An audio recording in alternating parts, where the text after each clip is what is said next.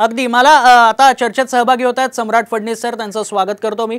सम्राट sir, एकंदरीत सध्याची जी परिस्थिती बघता महाराष्ट्रात जे राजकारण सध्या गेल्या 5 वर्षात घडलेलं आहे आणि विशेष करून 2022 मध्ये जे काही राजकारण रंगलं, जे काही बंड झालं, त्यानंतरची बदललेली स्थिती आणि आता लागलेल्या लोकसभा निवडणुका, या सगळ्याचा परिणाम कसा झालेला पाहायला मिळतो, तुम्ही कसं बघता?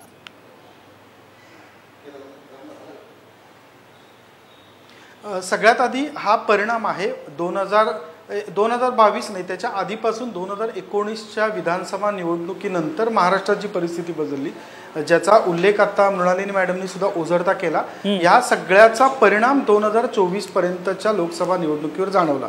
अगदी शेवटच्या टप्प्यातल्या शेवटच्या मतदारापर्यंत 2019ला जे बदल घडले, महाराष्ट्रातली भाजप शिवसेना युती विस्कटणं आणि त्याच्यातून महाविकास आघाडी निर्माण होणं, महाविकास आघाडीमध्ये फूट पडणं, महाविकास आघाडीतले पक्ष फुटणं आणि पुन्हा उद्धव ठाकरे ज्या शिवसेनेच्या हिंदुत्वाबद्दल आत्ता मृणालिनी मॅडमनी सुद्धा उल्लेख केला, बाण विरुद्ध खान, ही रचना पूर्णपणानं बदलून उद्धव ठाकरे हे काय मायनॉरिटी वोटर्स, अल्पसंख्याक मतदारांच्या आवडते बनण्यापर्यंतचा प्रवास 2024च्या लोकसभा निवडणुकीनं पाहिला आणि हा महाराष्ट्राच्या राजकारणातला खूप मोठा बदल आहे असं मला वाटतं।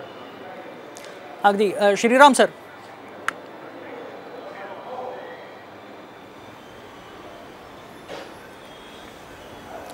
श्रीराम सर, याच मुद्द्यावरती मला आपलं मत जाणून घ्यायचं। काय विचार आहे मला? माझा हाच प्रश्न होता। महाराष्ट्राचं राजकारण बदललं यात काही शंका नाही आहे आणि हो लक्षात माझ्या नाही, मुद्दा जातीच्या राजकारणाचा असेल तर जात हा घटक पूर्णपणे कुठल्याच पक्षाला सोडता येत नाही आणि कुठला एखादी जात किंवा एक जात समूह याच्या भोवती राजकारण सत्तेचं होऊ शकत नाही।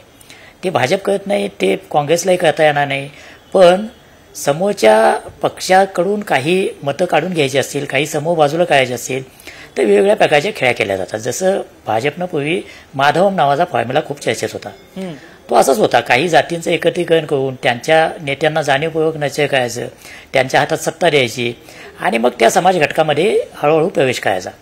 आता जेव्हा भाजपचा एकतर्फी वर्चस्व देशामध्ये आहे तेव्हा विरोधकांना काहीतरी असं करावं लागेल की ज्यातून त्यांना भाजपच्या मतपिढीमध्ये हात मारता येईल आणि मग कदाचित ओबीसी किंवा जातगणना, त्यातून तयार होणारी ओबीसींची अस्मिता, या प्रकारच्या गोष्टींकडे विरोधक पाहत असतील। हे चांगलं की वाईट ह्याच्यावर समाजशास्त्रीय विश्लेषण वाटेल तेवढं करता येईल। आता आपण निकालाचं विश्लेषण करतो आहोत, निकाल येणार म्हणून करतो आहोत, तर तेव्हा यात कुठलाही पक्ष असा नाही आहे की ज्याने या सगळ्या प्रकारचं राजकारण केलं नाही। हे सगळेजण करतात। मंडल आयोग जाहीर झाल्यानंतर कुठला पक्ष असा होता की ज्यानं, म्हणजे सुरुवातीच्या काळात काही लोकांचं हेजिटेशन होतं, त्यामध्ये भाजपही होता आणि काँग्रेसही होता, पण नंतर सगळ्यांनी उघडपणे त्या प्रकारच्या राजकारणाला उचलून धरलं। त्यामुळं हे वळण मंडल 2.0 कुठल्या दिशेनं जाईल हे आणि ते गेल्यानंतर जर ती दिशा बहुमताकडे नेणारी असेल तर कुठलाच पक्ष त्यामध्ये मागं येणार नाही। म्हणजे आज जो भाजप ते टाळायला बघतो, त्याच्या जर लक्षात आलं की हेच राजकारण पुढे चालणार आहे तर ते इतरांच्या पेक्षा आक्रमकतेनं ते राजकारण करतील, हे पण यापूर्वी बघितलेलं आहे। त्यामुळं त्याच्याविषयी मला काही शंका नाही। एका जातीवर, एका घटकावर सत्तेपर्यंत जाता येत नाही आणि मधल्या काळामध्ये ज्याचा आता सम्राटने उल्लेख केला की महाराष्ट्रामध्ये हा जो काही चमत्कारिक बदल आहे की ज्या शिवसेनेकडं अल्पसंख्य समाज हा काही आपला पक्ष नाही म्हणून बघत होता, तो समाज आज